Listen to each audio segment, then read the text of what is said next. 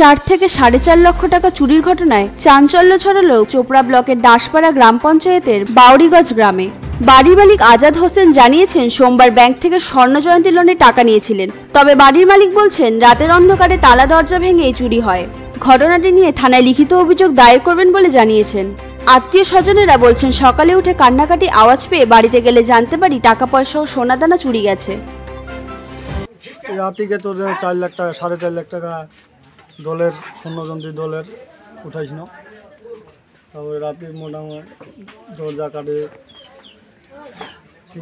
তোরে তালা ফাটাই নিয়ে গেছে, সবগুলো নিয়ে গেছে। 4.5 লাখ টাকা 4.5 লাখ টাকা রাত্রে রাত্রে। আপনারা ঘুমাইছিলেন তখন? হ্যাঁ আর কালকে স্বর্ণজয়ন্তী লোন থেকে তুলেছিলেন? কালকে তুলেছি। বাউরিগঞ্জ। বাউরিগঞ্জ। আপনার নাম কি? আজাদ হোসেন। মানে আপনার বাড়ি থেকেই চুরি হয়েছে? হ্যাঁ আমার বাড়ি। আজকে রাত্রে? আজকে রাতে। সময়টা জানা আছে কি?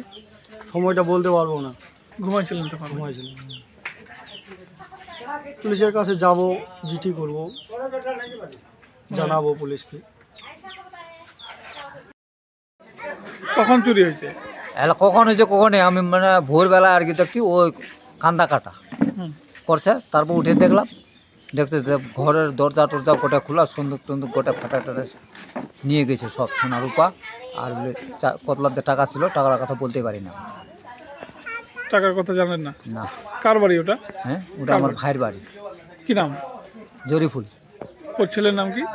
আজাদ। হ্যাঁ, কত টাকা হবে আনুমানিক? এলা শুনছি 4.5 লাখ টাকা বিলি। আর ওই আলমারি ছিল সোনা রূপা, ওগুলোও নিয়ে গেছে।